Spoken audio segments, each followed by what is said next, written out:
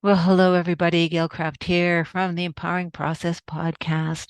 Today, you're going to share a conversation between myself and Ryn Sloane, the founder of Ryn Sloane LLC. And yes, we're going to talk about breast cancer. We're actually going to talk about assessing the process while you're in the middle of the spotlight being shown on every part of you, good, bad, and indifferent, and how that changed both of our lives, leading to cancer with Ryn Sloane.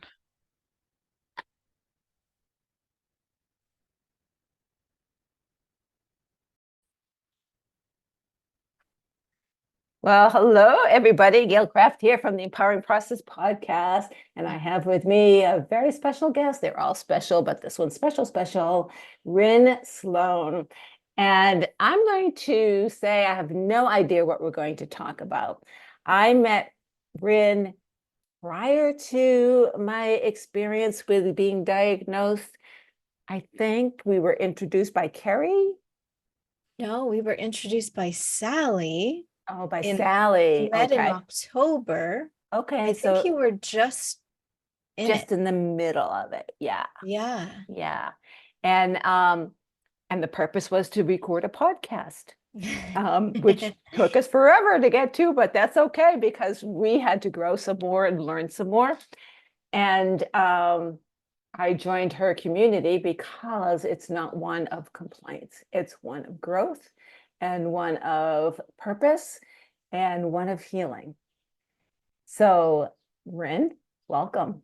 Thank you. I love that you described it that way. Well, it is. I It love is, that. which is why I stay. There are many communities that I've stuck my toe into, and I never felt like a victim. So when I'm with a community that talks about being a victim, it just doesn't sit right with me. So I have to walk away.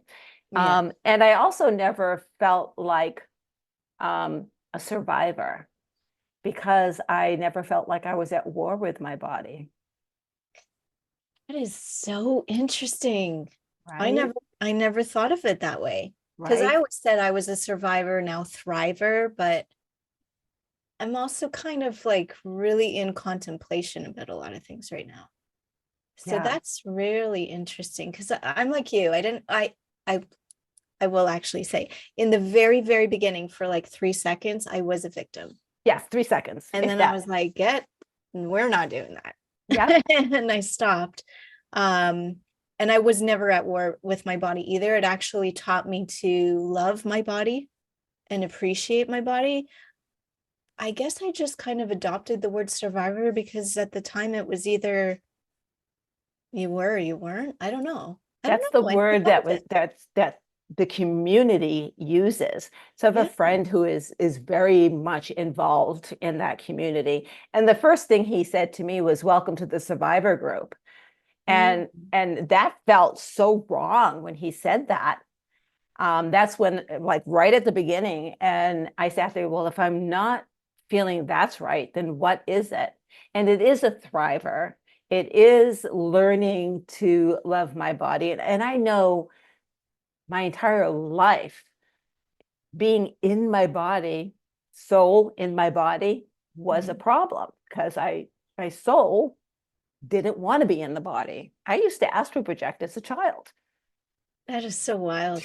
That is so wild because I remember in my recovery, I had the expanders, which that was really hard. And I felt like I was trapped inside of my body and I wanted out. It's the Yeah. only time I wanted, well, in that instance, that kind of like I need out of this and I couldn't get out. That's a very weird feeling. Yes. It's like you're trapped within yourself. Can you imagine? No, So, it's yeah. so what's interesting is both Rin and I have probably gone more spiritual because of this experience, right? Yes. I really I had angels around me at one point, and I know it's all the people that were sending me prayers, all the people that were sending me love. You know, me, I called down Michael and I said, "Bring the gang, Michael." Right? I want Ariel. I want them all, right? And I'm naming them and I could hear whoosh, whoosh, whoosh, and I could feel the flapping of the wings at one time all around me, supporting me. Yes. And I'm like, well, this is the universe telling me you're okay. We'll help you through this. Right? Oh, I did not have that experience. I called it on. I called it in. That's Right? interesting. Yeah. Yeah. And Yeah. I call that chapter, I think, The Sound of Angels' Wings. Oh, I can't wait for that book. Yeah, me I gotta neither. read that. Yeah, I would agree. It definitely, God, I learned so much going through cancer because it was open to it. I think that's really important. You're either going to be really angry and closed off and become very upset and bitter, or you're gonna, and I really don't like this word, but you do have the option to surrender. That word for me to say is really hard. I'd rather just kind of describe it like you let go, like you got to learn to let go of control. The word surrender, I don't know why I don't like it. It just, that actually makes me feel like you're like giving up. Like it's this weird thing. And it could be the whole warrior thing that people always say. Yeah, yeah. I think it's that, but it like physically hard for me to say that word. So resistance or release. Yeah. Yeah. And I say I lean in. oh, I like that. Okay, I'm gonna adopt that. I definitely leaned in and I decided what I have nothing but time at this moment to sit because I was not able to do anything at all. I like was really annoyed because all I could do was watch TV. Like I had very, very strict um rules from my doctor. Like you literally can't do anything. And that doesn't sit well for me. I'm a doer. Like I need to be productive and I like to do stuff. And I didn't know how to do that. So I was watching like brain numbing TV, like or sleeping. Like that was my life. Um, so I decided to become open to like what can I learn? And so I started exploring my emotions and I started documenting my own experience through it all. And I really kind of like it's kind of maybe oversaid, but I really feel like the part of me that got me to that moment, she had to die so that the person that I was to become could come through. And I really like the phoenix for me, the phoenix and the warrior. Those are the two symbols that I feel like I found out who I was. And I'd been searching for that my entire life. I have a chapter in my book where I hear you have to die before you can ascend. Ooh, wow, I just got chills. Right? Yeah, Right? it's true. And that's and I think I had a choice, right, of allowing the death and I didn't die, but every cell in my body did.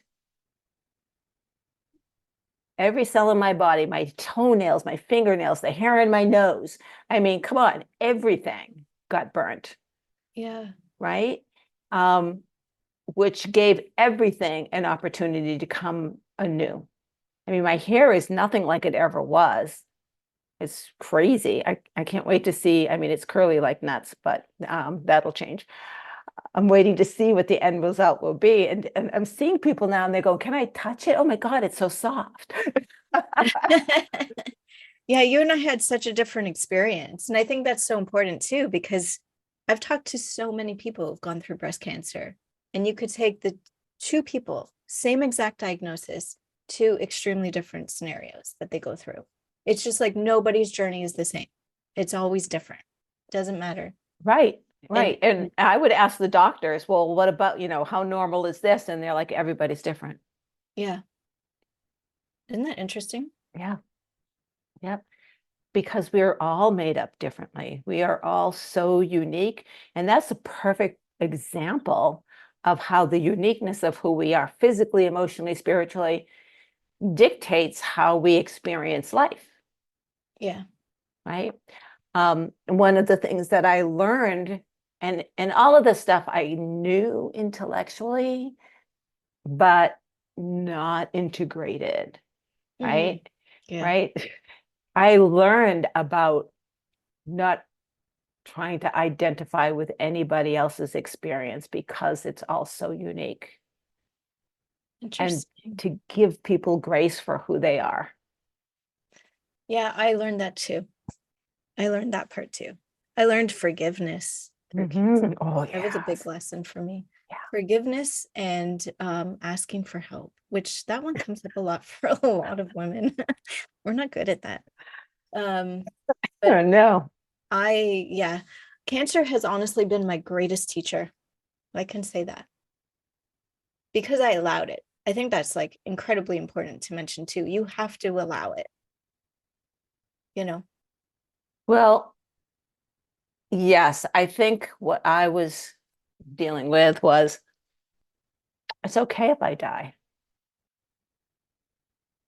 I've done a lot in my life, and there's a lot I would love to still do and experience, but if it's not my time, I'll be back. See, I didn't have that experience. Yeah. I got angry. I got really angry. And I was like, can I swear? I don't know if I'm allowed. Oh yes, I got angry too. There's a few chapters, Yeah. but yes. I was like, all right, motherfucker, if this is happening, you got to take me down fighting the entire time.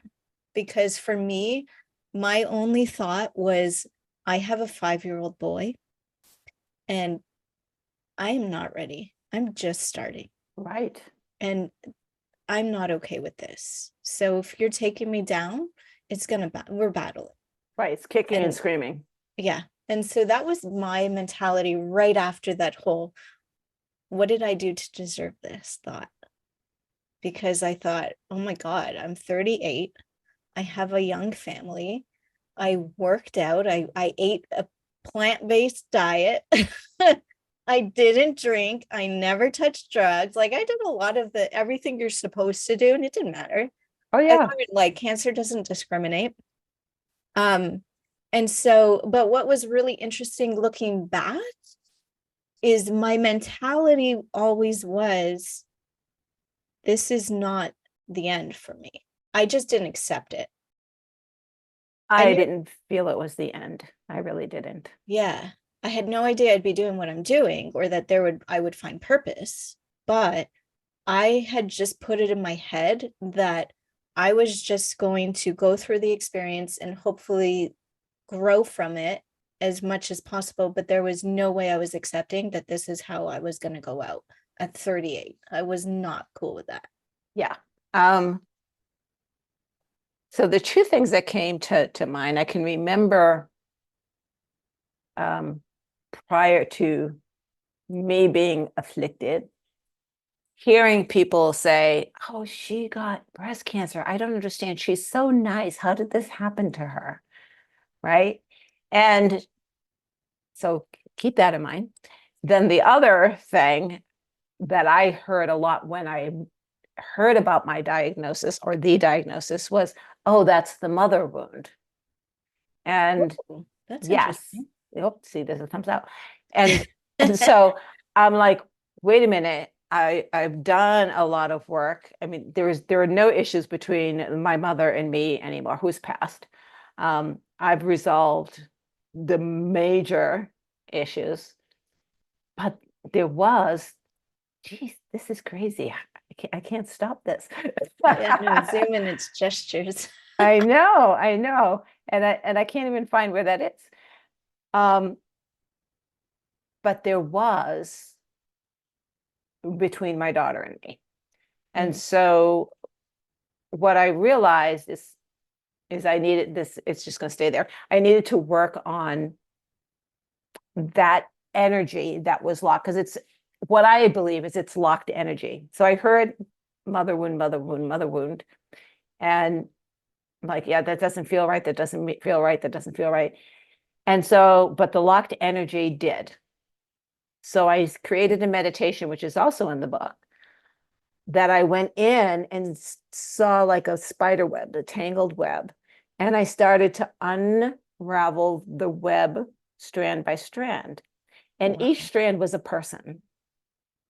And I forgive you for this. I forgive you for that. And I forgive me Wow. for how I co-created that situation. So I forgave that person, but I forgave myself as well.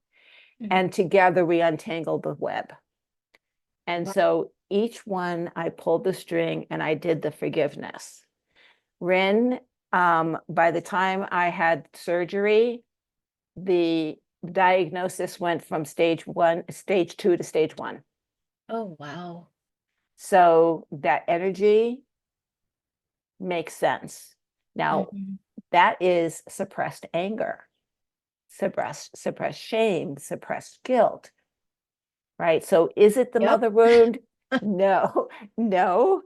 So when we talk about, oh, they're such good people, when the people that I know that were in that category also carried the weight on their shoulders that they should not have been carrying. I'm in there too. Right? I was like And that. right. And that's the energy that gets locked because you're carrying this weight. And no matter how nice you are, there's a little bit of resentment. Well, why didn't you pick that up? I really could have used some help there. Right? I mean, I'll do it and I'll put a smile on my face, but I really would prefer to have help. Yeah. And yet, I know when I was offered help, I would say, oh, no, I've got it. Yeah, the lessons are not easy. They No. sound easy, but they're not. And the forgiveness thing, I love that you mentioned that. Because like I said, I had to learn to forgive. And actually, it was my mom that I had to forgive. So it's interesting how you bring that up with your daughter. Because Right. my mom and I, actually, I didn't speak to my mom during my cancer experience because I felt like she abandoned me. And we had a very tumultuous relationship throughout my childhood and growing up and stuff. It was good for 6 months, bad for 6 months, good for 6 months, bad. And I was really angry with her going through cancer because she had a trip booked prior and she was wanting me to move my surgery so that she could go on her trip and then come when she'd be back to take care of. And I was like, no, like this is happening like now, like I'm not waiting for you. So I felt abandoned. And so during cancer I had to learn forgiveness. That was one of my lessons to learn. Yeah. And that's when I learned that forgiveness is not entirely, like you said, it's not about forgiving that person. It's also about forgiving you. And I never knew that. Yeah. And that's like critically important. It's part of the, responsibility and accountability. Those are other words that people, especially coaches, throw around. And I don't believe I totally understood it until that meditation, Yeah. right? About, hey, man, if I didn't show up that way, then this probably wouldn't have happened. Right. Yep. So my response and how I show up is a big factor in a relationship. I can be in a relationship or involved with someone that does not align with me. I just don't have to feed into the fire. Yes. Oh, I love that. Yeah. Yeah. Yeah. And that I learned during 2020. Right. There were a lot of things that happened during 2020 that were created a lot of anger in this country. Right. And I have many enlightened friends who were publicly on Facebook putting the poison out there. And I would say, do you not realize that you are feeding the fire? You're not quenching it. You're not helping it. Your anger feeds the fire. Yeah. Enlightened person. Right. And I think that for me took a lot of humility for me to learn. Yep. Yeah. Yep. I would agree. I went through that too. Yeah. Yeah. Yeah. And there was still, I mean, part of that, owning that. I think the chemo journey, the rest of it was icky, but not as bad as the chemo journey. Really was in my opportunity to own what I was talking about. To really either, say, okay, Gail, if you believe all of this, step up and own it. Show Yeah. up. Interesting. Right. And so it was hard, but it was no lesson worth learning is easy. Yeah. Yeah. I I don't even know how many things I've learned because of cancer and everything that it, it really strips you down. I can say it really strips you down because you've now got to look at every part of your life because it affects every single area. Nothing goes untouched. And that is your opportunity to get very honest with you. Like you don't have to Yeah. get honest with other people, but it really kind of puts spotlights on the areas of your life that you really need to assess and look at honestly. Mhm. And what you do with it is entirely up to you. It is unforgiving. Yeah. It's tough. And yet, I mean, like I said, the book came out of it. My business has taken a complete turnaround. You created a business. So let's talk about how that unfolded. My goodness. Yeah, like I said, I had no idea that all that was gonna happen. Yeah, going into cancer, I was an artist. I'd always done art and I was exploring painting. I was doing animal portraits for people and I loved it. And it was very meticulous and high detail. I mean, that's what I strive in. And so I went from painting and being an artist to having T-Rex arms and not being able to do anything. And I didn't have chemo, but I didn't have any energy. Um, and I journaled, and it's not the Dear Diary kind of journaling. It was all kinds of expression, drawing and painting like with my fingers in my lap, kind of like I had a tray that sat over my lap because I was couch bound for I don't know how long. I ate there, I lived there, I slept there, like I was in the couch. That was my new home. Mhm. And so I had this TV tray and I had my journal where I would document everything, how I was feeling, what I was going through, it kind of explaining what my body was experiencing, all the things. And I did that with words, I did it with drawings, I did it with research. I researched a lot and it was all in one book.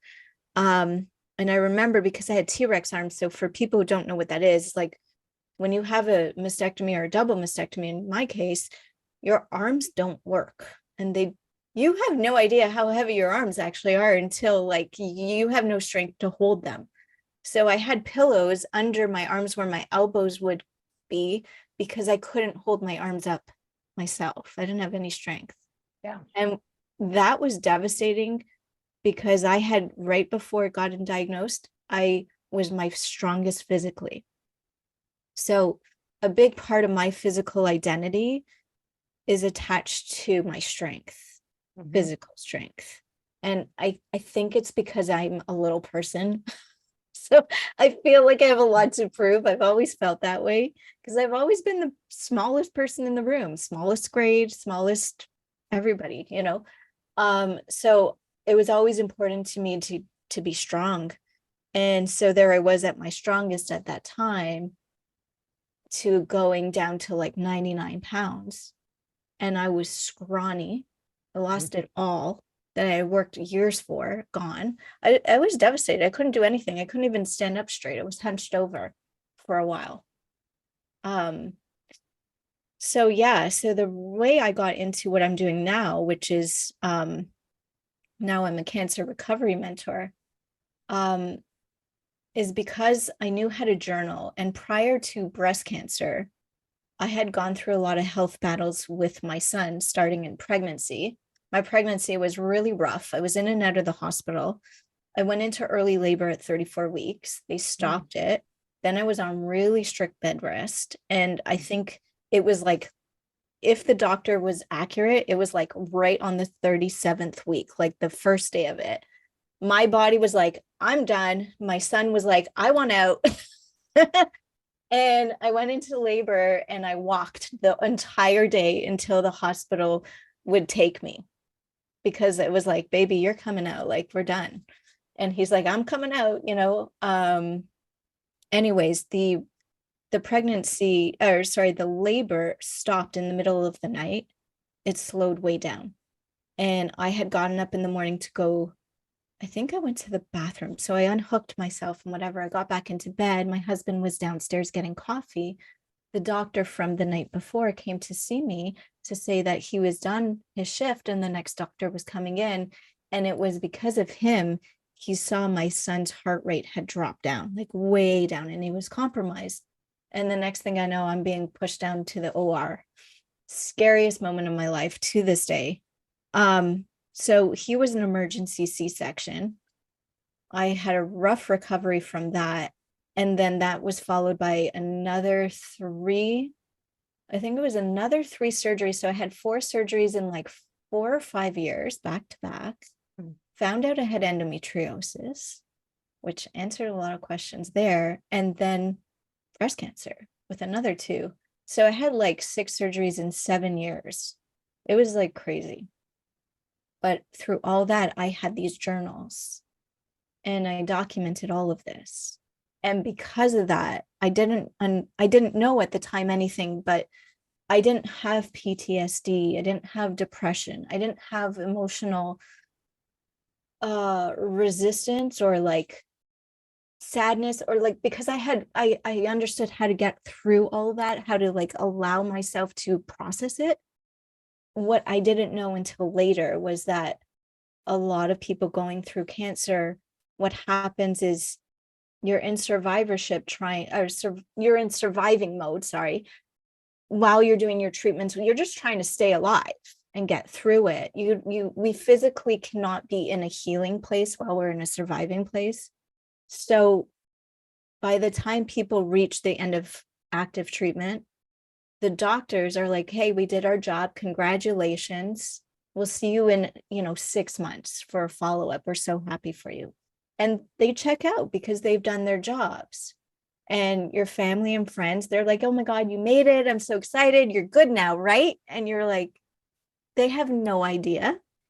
But what I've learned is when you're going through that and you get to the end of active treatment, that's when all of a sudden everything hits you and you're like, what just fucking. Oh And my God. I didn't realize, because like you, I was dealing with it as it came up. I was yeah. not in survivor mode, I felt.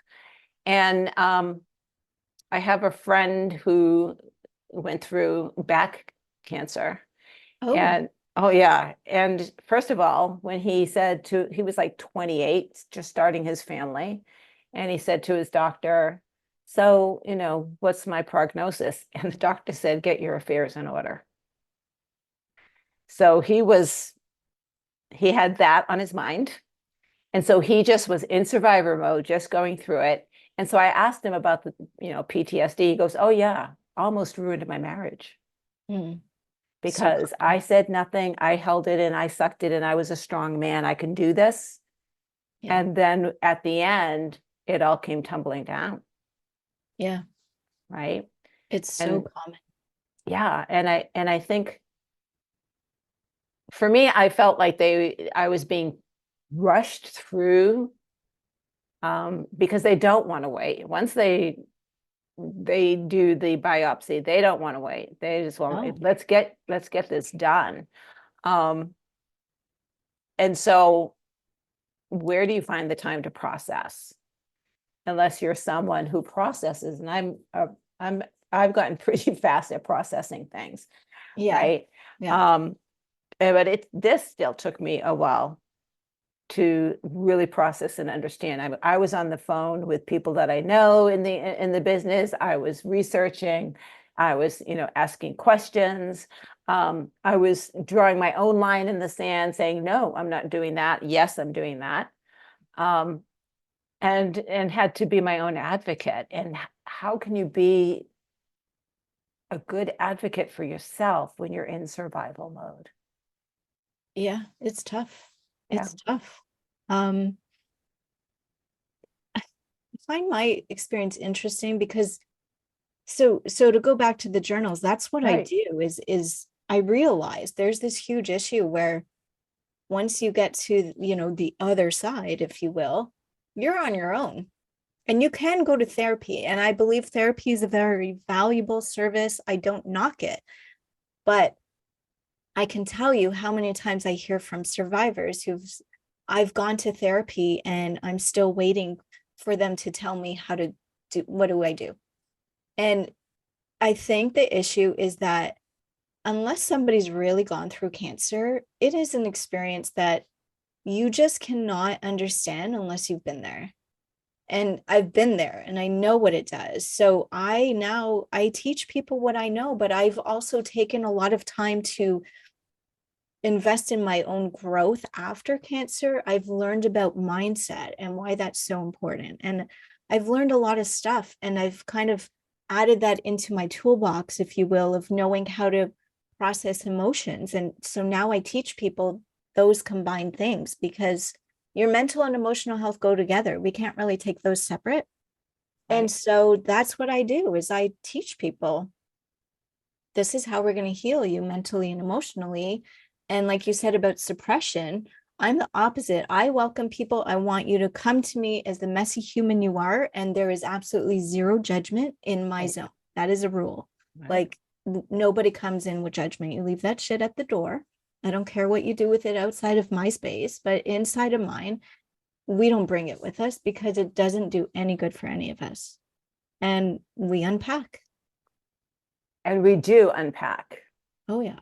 Yeah. There's no holds back, and it is a safe space, and there is no judgment, right? There have been folks that have voiced a point of view that I'm like, that doesn't resonate with me. But that's me choosing that doesn't resonate with me. It resonates for them. So honor that, period. Oh, yeah. Right? Because it's their journey. And this is, again, I owned in cancer, right? That I said it before, but I didn't own it, right? And so we're given the gift of experience. Yep. And I did see it as a gift. I knew that this was coming long before I ever saw a doctor. Oh, wow. Right. And again, my book talks about for 6 months, I was given hints about what was coming. I had signs. You know Right. what I kept Yes. seeing? 555 on the clock. I see the numbers everywhere. And 555 kept coming. And then I was in it and 555 stopped showing up. I was like, all right. Right. Mhm. Right. And so, yeah, I learned to listen so much to my intuition. I say source is talking to me. One time I was, and I don't think this is in my book, I was walking and a thought came to me. And I said, so is that you or is that me? Oh, And the response was, does it really matter? wow. Yes. And I went, yeah, I guess not. So Right. interesting. Yeah. Because we are God, we are source. And the difference between my ego saying something or me connecting with my inner truth is ego is going to say something from a place of fear and Oh, protection. the ego. That's an interesting topic. But ego is so important because ego keeps us grounded in the third dimension. It does, but it's nasty. It's nasty. Some of the conversations I've learned to have with my ego are not nice because she's not nice. Let me share a perspective with you. I understand that in the Bible, it says, Christ said, get behind me, Satan. He was not talking to a pointy tail here, horn rimmed individual. He was talking to his ego. Mm. Interesting. To get behind me so I can move forward. Wow. So Yeah, don't that would make get sense. rid of me. Get behind me. Yeah. I always say, like, I send her to the corner. Yes. Like, I don't, not now. Go sit over there. Yeah, I have part of the training that I do with folks. First of all, I've shifted the focus from I don't want to deal with your blocks and restrictions. There are coaches who do that, and if that's what you want, that's who you can go to. But we work on who you are at a God-given level, and what are your powers and your strengths and your gifts. And let's work on understanding and enhancing and expanding those, because those blocks and restrictions will dissolve when you start to own who you are. 100%. That's magical. Yes. I love Yes. that. Yes. It's just coming from love and compassion versus, again, being the warrior and survivor. And what happens there, one of the first things, and I did a little mini one today, is to understand that you have two minds, your conscious and your subconscious. Ego is the subconscious, right? And 5% of your brain is conscious. Mhm.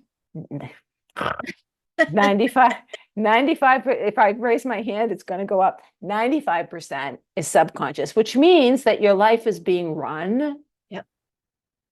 on autopilot, what we think is autopilot. But your conscious mind is the boss. So look at it like a corporation. Your boss has to give a very clear, specific direction, and then the subconscious will go and do it. But when you don't give very clear, specific directions, the subconscious is going to do what the hell it wants. Yep. Right. And I'll give you a quick story on this. So like when you dream, your subconscious mind is doing what it wants. If there's something in your past that you want to understand, your conscious mind can tell your subconscious mind, you're not dreaming tonight. You're searching for this answer, and you will have that answer. Isn't that unreal?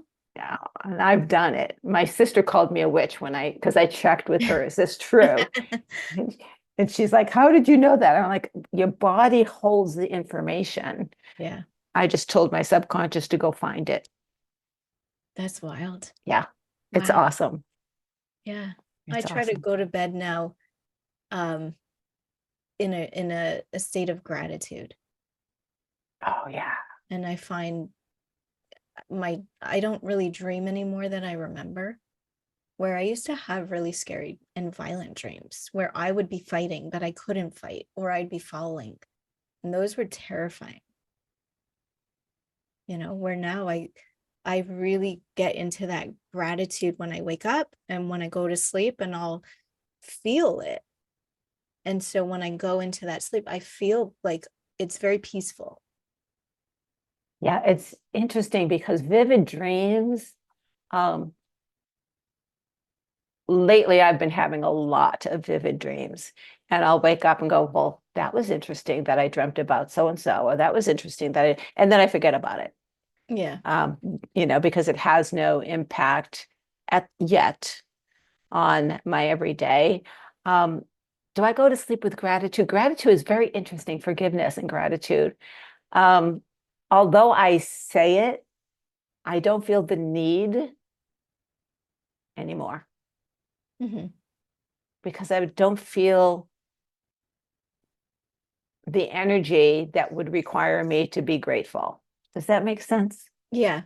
Yeah, it does. It's a very strange place that I'm in, and yet I'm very happy to be alive. I'm very grateful for this experience. I'm thankful that this is happening, but from a different place, I guess. A different place, and it's all because of cancer. Isn't that wild? Yeah. I completely understand it, because and sometimes, not that I want to not that I want to like watch what I say, because I speak from the truth and I know some people aren't going to get it or it'll upset people, and that's, up to them. But I, honest to God, would never wish this on anybody. But I would say, whoever goes through cancer, if you are willing to take it as what can I learn from this? You now give yourself all the power, and you give yourself this incredible opportunity to grow and expand in ways you would have not been able to. It's crazy. Mm-hmm. I had no idea, and I'll share, and I think I've shared this with you, the story of when I went in for the surgery, and quite a few magical things happened before I even went. But the last thing, the anesthesiologist and one of the nurses is rolling me down. I was at one end and the OR was way down at the other end, rolling me down, and I started singing, "We're off to see the wizard." Right? They joined me, right? So we're all singing, "We're off to see the wizard." As we passed each station, the nurses that were at the stations joined us, Oh my God. right? So the So whole magic. place is singing. That is so funny.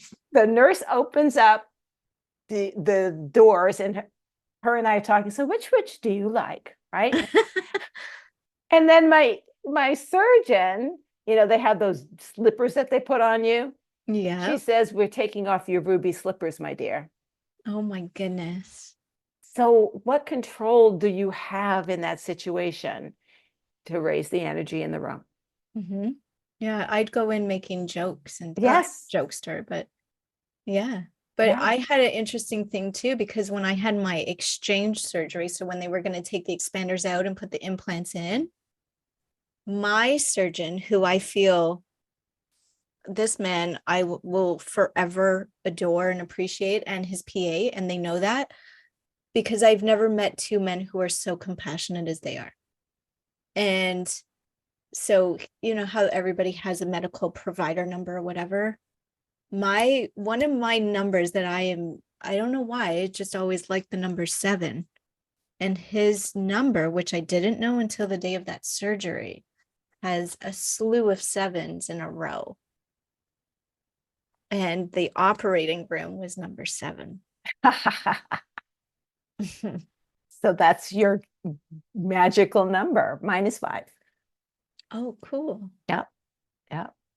Yep. So yes, and this is the way, to me, that the universe lets us know everything's is okay. Mm-hmm. You'll be fine. Whatever the outcome, Yeah. you'll be fine. Right? And I knew that I never identified with having cancer. That's why I say the diagnosis, the prognosis, the pathologist, right? Right? I just never identified with it. I knew that it was an outside stat that was happening. The energy was inside. I knew that the energy was inside, and that my body was doing weird things because of the energy that was inside. But to put that word on it brought a whole weight of stuff that I wasn't interested in carrying. That's so interesting, because I find two things. One, I didn't in the very beginning, I thought the word cancer was difficult to say. And I see people today, they'll say the C word. And I'm like, call it what it is. Because when you do that, when you're just like, it's cancer, it's just factual, you're not attached to it. It's like, keep your power. Right. Keep it in you. Not like you're giving it away when you're like, oh, the C word. It's like, no, stop that. And it was never my cancer. Right. A lot of people say my cancer. Right. And it's the cancer. Yeah. Or the diagnosis. Yeah. You don't own it. You don't identify with it, because if you do, it's going to come back. Right. You're inviting it into your life. And going back to what you said earlier, which is so important about suppression, is I used to suppress when I was younger too, a lot. Oh, yes. And I was angry when I was a little kid. I went through divorce twice. I was just not a happy kid. And I held it all in. I was like a little bomb. Yeah. And so, like I said, after learning about, you know, journaling and how to do it and how, like, I would, I teach people now, what's your anger look like? Like, let's find out and let's explore that. And let's like explore, what does your joy look like? Like, whatever it is that comes up, we work through that, right? Right. Because we've got to let those feelings and emotions out. Yes. And it's And not like good emotions, and bad, our words, right? Emotions are emotions. We right? are energy in motion. Yep, We are emotional people. This exactly. we are. Um, a lot of people, a lot of clients that I've worked with, have difficulty expressing themselves in a positive way. So one of the exercises I do is, I show like anger, this is what it does to your body. Shame, this is what energetically Ooh. what it does to your body, where it shows up in your body, right? So if you're feeling this stuff, let's get real. That's shame, right? Um, and so let's explore those things that you're feeling. And now, what is the opposite? Because, like I said, this is what I want to work on, right? Mhm. What would the opposite look like? And many of them say, well, I would not feel. No, you're still identifying with that. Let's use a word that is how you want to feel, how Yeah. you want to show up, right? And then as we build that library of words, we then have a meditation where we create energetically using those words, you. Oh, that's so cool. And then we step into you and I we love. anchor that you, Yeah. right? And I teach them how to bring that feeling back with the anchor. Like my anchor is a word. So it can be a word, it can be a touch. And my word is delicious. Yeah, you told me that the other day. I was like, that is such a unique word. Right? It's delicious, right? I had a client, her word was juicy. Oh. Right. And when she said it, I said, I can see you biting into a peach when you say that in the juice. Like it's so sensual because that's who she is. Right. And she's like, I know. Right. Right. And, Yeah. and so that's how you want to feel when you make choices. Right. And so let's learn how to make the choices. And your boundaries are, is it for me? Is it delicious? No. Done. Period. I Yeah. don't have to explain to you. It's not delicious. It's distasteful. I don't want distasteful. I want delicious, right? Yeah. Right? Love that. Yeah. Yeah. And so, so it's a positive way to embrace who we are, right? And a lot of this came because I have finished this experience, right? And I know what the opposite of that experience is, and that's how I want to live my life. So why not also help others Mhm. figure out how to live their life in the opposite of what they think they should be living their life, Yeah. right? It's just a beautiful thing. And you do the same thing using different modalities than I do. Mhm. That's all, Yeah. right? Right? It's Oh, just you're giving me like all the feels. It really, because we are like in such a high place of service now because of the experience and the lessons. right, right. And um, do you need to have the experience of cancer to work with me? Absolutely not. That's where I got my lessons from. And I actually am looking for people who are looking to elevate, looking for, Mhm. I call it next level living. And that's living from a God place, which is who we are, what we are, Yeah. right? Understanding what we are and then embracing that, right?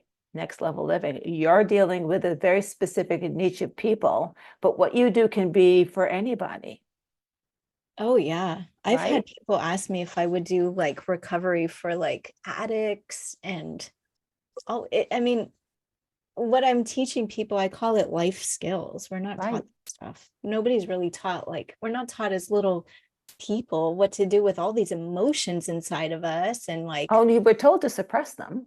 well, Yeah. Yeah. Yeah. And that's where the whole good and bad stuff comes from. And Right. I just find it so interesting. I hear it constantly. Oh, I have these good emotions and these bad ones. And it's like, they're No, neither. They're neither. no. They're just information, like let's look at it from that standpoint. We can do a lot more with it than good and bad, because good and bad, it's like all of a sudden, like, that's a bad emotion. It's like, no, it just like that one doesn't feel as good as like this one, you And know? yet, the way your body reacts when you're excited going down that roller coaster and fear is exactly the same, Mm-hmm. right? It's just what label did you put on it, Right. right? Exactly. But we're conditioned. Right. And so I'm afraid to try something new. No, I'm excited about trying something new. It's delicious when I step into something new, right? Yeah. It's, and I'll use another person's word. It's orgasmic. Oh, who Yes. doesn't like that word? No, she's orgasmically something, but she uses orgasmic all the time because that's what she feels when she steps into her fear and finds out that it's actually excitement. Yeah, Yes. I could see that. Yeah. I would like the word fun comes up for me Yeah. as you're describing this. And that's where I'm leading people towards joy and fun, Mm-hmm. right? The realization that I came to about a week, 2 weeks ago. I used, this is a game we call life. It's just a game. Don't get so serious. It's just a game. Yeah. And then I realized I would say it's just a game. And then I would very seriously plan my day out. Right. Like, wait a minute. If it's a game, then I'm in the playground playing in the sandbox, swinging on the swings, climbing the jungle gym. Like, let the child in me take the reins. And my life is completely shifted because I've done that. Oh, I love that. I Right. mean, like behind me, I've got all my silly things because they make me happy. Right. I have like, my weekends are spent with my son who's now 10, and we do water balloons and water guns. And my husband and I are in our 40s and we're running around the yard laughing and screaming. And our neighbors are all older than us and they love it because Right. we're playing. Right. I love it when the kids outside are giggling and laughing. Yeah. A Like, child's giggle. So I'll tell you a story. A month or so ago, I was in Colorado visiting my son and his children. So the youngest is 9 years old. He sat down next to me to tell me something, and he farted. And I looked down and went, "Oh!" And he started to laugh, giggle a little bit. And I started to giggle because he giggled. And then he yeah. giggled even. We were rolling on the couch laughing, right? Because he had a little fart come out. It's Right? the Then best. it is the best.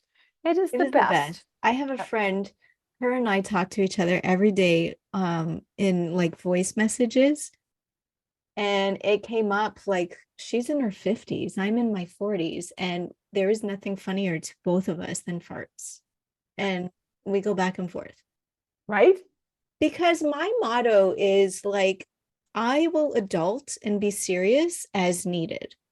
The rest of the time, even I used to wear these shirts like black V-necks, like really boring constantly. I should mention I was, an artist, but I was also a hairstylist for a long time, and I worked in salons where that was the dress code, like very black, like everything's black. So I also got really used to it. But in the past year now or so, I started buying, I'm little, right? So I can wear kids' clothes. I buy graphic tees for kids because they're fun and Right? they make me smile, and I don't give a shit Right? because I didn't sign any contract saying now that I'm in my 40s, I've got to like behave a certain way. And that, no, I'm not doing that. So, so I have a friend who is a seamstress in San Diego. And when I met her there, she's like, I wore black all the time. And she's like, you would look really good in vibrant colors, like the jewel tones. let me make, and I still have them and I wear them frequently, like the reds and deep blues and rich greens, right? That Yeah. I would never have purchased. And they look awesome on me. And I'm like, I'm going to wear this today, right? Because I want to feel red today. I want to feel blue today, right? Yeah. Right. Yeah. So even this checkered, I would never have worn a print. A print? No, no. Well, then what do I match it with, right? Yeah. It's interesting. It all reveals bits and pieces about who we are. Yeah. But then we can all change who we want to become next. We don't have to stay as that person. But I never knew that. Right. I never knew that until later. Oh my God. So I was a street kid. I was a gang kid from the inner city. I had a trash mouth, right? I found myself working in corporate. I had to work on my Boston accent Mm. and I couldn't say fuck you in corporate. Right? Which was very difficult because that's the only word I truly knew, right? So so that took a lot of work to change, but the what a friend of mine used to say, rough around the edges was still there Mhm. because I am truth and I gave you the truth no matter Yeah. what. What I've learned is because of coming from a place of love and compassion, I'm no longer rough around the edges. I'm still going to tell you the truth, Mhm. but I don't have to hurt you in the process, Yeah. right? Yep. I Right? totally understand that. Right? Because that's not my intention. It never was my intention. It's just my delivery, right? Yeah. And so I've learned that when I come from the heart, it's always good. And if someone takes it differently, that really is not a reflection on me. Right. That's how they've interpreted it Right. or perceived it. Yeah. Right. I feel the same way. I had to be tough from a young age because again, when you're the smallest kid in school, Yeah. you learn really fast to like get tough because otherwise you're a prime target. And Right. so I got tough really early. And I really held on to that for a really, really long time. And then after cancer and as I've kind of developed from that since like the past couple years, I've really softened, but not Yeah. like a good softened. I'm still tough. If I need to be, I will tell you, fuck off. Oh, But 99% of the time, I'm coming at things from a place of pure compassion, which I always had a good heart. But like you, I was toughened by the world. And I had a perspective that I learned later that wasn't actually mine. It was kind of put onto me. And I've learned that, that's not really how I want to look at the world and experience it. right. Right. And, things happen in our life. I mean, there was a point, and I tell this story frequently, so I won't go into the background of it, but where I looked in the mirror and said, I don't like you. I can't stand you. I'm surprised you have any friends. Wow. You need to change. And that was 2008, 2009-ish. Right. And that was my come to Jesus. I think that's when I started softening up. Was I didn't like the energy that I was putting out. I didn't like how I was looking at the world. I didn't like the anger, the glasses that I had on. And I had friends that stuck with me through that. Right. And like, how could they put up with this? Right. Yeah. And I had one friend who actually said, you have changed. You're not even the same person. And I'm so thankful you did. That sounds like a good friend. Yes. Right. And so we could go on, but Ryn, if people wanted to know more about you and get in touch with you, how would they do that? I am on Facebook and Instagram with Ryn Sloane with an E at the end. And my website is rynsloane.com. Just like me, it's so easy. Thank you so much, Ryn. We could go on, and I didn't know that we were going to be talking about cancer, but of course, that's where we went. But no, that's not what we talked about. We talked about lessons and growth and perspective and love. And this was just fantastic. And guys, thank you for joining us on the Empowering Process podcast. If you love this, give us a thumbs up and let us know. If this is something that made you a little curious and you want to know something or have a question, put it in the comments. We'll get back to you. If you know someone who could benefit from this, please do share it out. And always subscribe so that you know when the next episode is available. Thank you so much for joining us. Thank you so much, Ryn. Thank you so much. It was a pleasure.